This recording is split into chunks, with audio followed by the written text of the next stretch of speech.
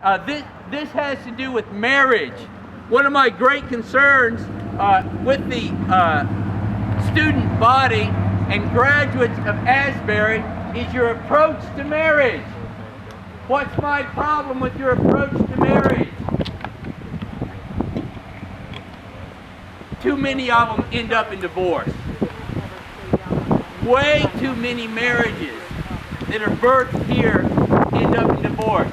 Again, I say this out of love. I say this with knowledge and experience of 40 years in this community. Now think about it. Think about it. If a high percentage of marriages that occur out of relationships here at Asbury end up in divorce, don't you think you might ought to find a better way to find a mate and get on a good foundation? Let me suggest something to you. Rather than getting into relationships out of hurt and pain and loneliness, why don't you become a man of God with a purpose in your life? And why don't you become a woman of God with purpose in your life?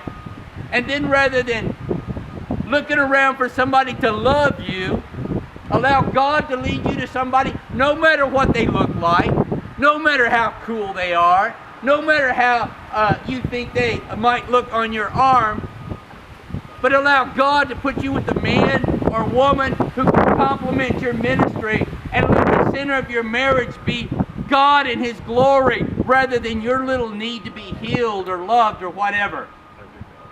And I believe that'll take you a long way. Now, guard yourself.